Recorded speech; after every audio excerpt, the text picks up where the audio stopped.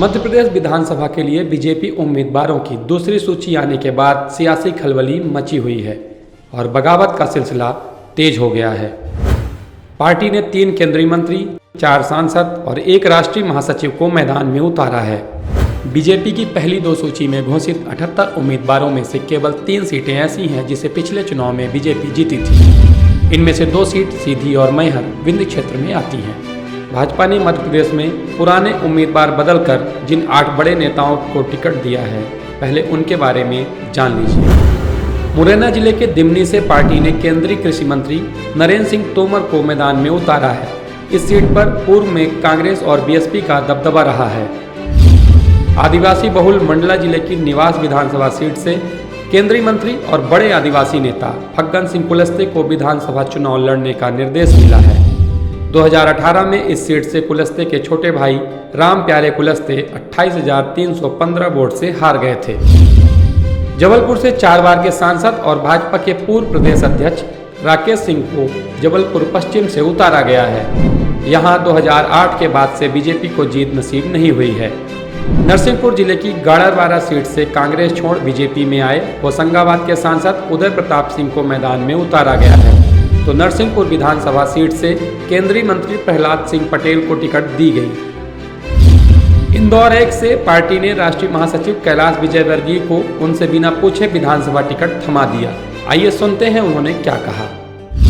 पर अंदर से खुश नहीं, सच कह रहा हूं, इसलिए कि मेरी लड़ने की इच्छा ही नहीं थी। एकदम 1% भी इच्छा नहीं थी। एक माइंडसेट होता है ना लड़ने का, अपने को तो जाना भाषण, अब बड़े नेता हो गए, अब हाथ जोड़ने का जाती तो भाषण देना और निकल जाना, भाषण देना और निकल जाना, ये सोचा था हमने तो प्लान ये बनाया था कि रोज 8 सभा करनी है, 5 हेलीकॉप्टर से और 3 कार से। इस प्रकार रोज 8 सभा करनी है इस पूरे चुनाव में, और ऐसा प्लान भी बन गया था। पर आप जो सोचते वो होता क्या, भगवान की जो इच्छा होती है वही होता है। अब बात करते हैं विंध्य की, जहां टिकट निर्धारण के साथ ही बीजेपी 3 सीटों पर जबरदस्त विद्रोह का सामना कर रही है। सीधी की टेढ़ी सियासत। सीधी से 3 बार विधायक रहे केदारनाथ शुक्ला की जगह सांसद रीति पाठक को टिकट दिया गया है। सीधी पेशाब कांड के बाद से पार्टी उनसे नाराज चल रही थी, क्योंकि पेशाब कांड का आरोपी बीजेपी विधायक केदारनाथ शुक्ला का नजदीकी माना जा रहा था।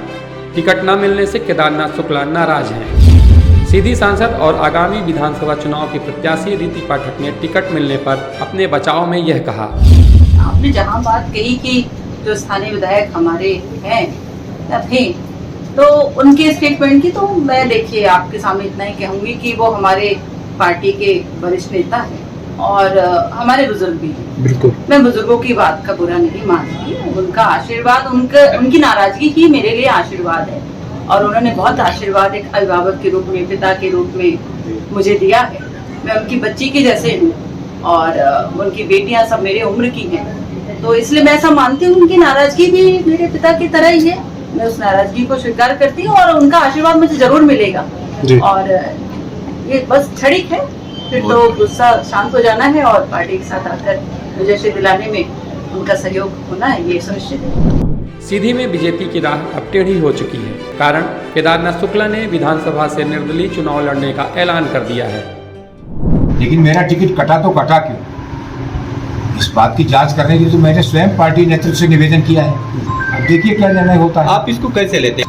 षड्यंत्र की सफलता के रूप में लेता हूँ कि कोई न कोई षड्यंत्र हुआ और कोई न कोई किन्हीं अन्य परिस्थितियों से प्रभावित होकर के, अन्य कारणों से प्रभावित होकर के मेरा टिकट काटा गया है। विंध्य की अगली विधानसभा सतना, यहां से 4 बार के सांसद गणेश सिंह को टिकट मिला है। कोरोना के समय नहीं निकल सकते थे, कोरोना के समय भी तो वो मदद कर सकते थे, लेकिन कोई भी बड़ा नेता शहर में नहीं दिखा। समान आदमी, समान परिवार के आदमी कोरोना में मदद किए, गरीबों की मदद किए, और आज उसका फल मुझे पार्टी ने बहुत अच्छा दिया। मैं पार्टी को तहे दिल से धन्यवाद देता हूं। लेकिन मैं सतना विधानसभा की जनता की ताकत बनकर और उनसे चर्चा करके और उनसे आदेश लेके, और अगर मुझे ऐसा लगता है कि सतना की जनता मुझे आशीर्वाद देगी तो मैं निश्चित निर्दलीय चुनाव लड़ूंगा। मैहर के वर्तमान विधायक नारायण त्रिपाठी को बीजेपी से टिकट न मिलने का बिल्कुल भी अफसोस नहीं है, लेकिन टिकट वितरण के तरीके पर उन्होंने सवाल खड़े किए। प्रदेश के पुनर्निर्माण के लिए लड़ाई लड़ रहा हूँ। वो लड़ाई मैं लड़ूंगा और तब तक लड़ूंगा जब तक विंध्य प्रदेश का पुनर्निर्माण नहीं होता। मैहर जिला बना है, विंध्य प्रदेश भी बनेगा। पर मैं धन्यवाद देता हूँ भारतीय जनता पार्टी को, उन नेताओं को जिन्होंने मध्य प्रदेश में लिस्ट जारी की है। यदि इतने सीनियर बुजुर्ग लोग, सांसद और प्रधानमंत्री को भारतीय जनता पार्टी विधानसभा का चुनाव लड़ा सकती है, तो मुरली मनोहर जोशी जी और सम्माननीय आडवाणी जी का अपराध क्या था? उनको क्यों किनारे कर दिया गया है? ये भी सोचनीय विषय है। जब सांसद विधानसभा का चुनाव लड़ेंगे और विधायक सरपंच का फिर चुनाव लड़ने लगे, युवा राष्ट्र, युवा देश की कल्पना करने वाले इन बुजुर्गों को लोकसभा से विधानसभा भेज रहे हैं। इसके लिए मैं उनको बधाई और धन्यवाद देता हूँ। इस तरह में तो और तमाम लोगों को मध्य प्रदेश में भेज दिया जाए, वो लोग भी विधानसभा का चुनाव लड़े, सभी लोगों को बड़ा। छोटे मैदान में बड़े खिलाड़ी उतारने से बीजेपी की मुश्किलें आसान तो नहीं हो रही।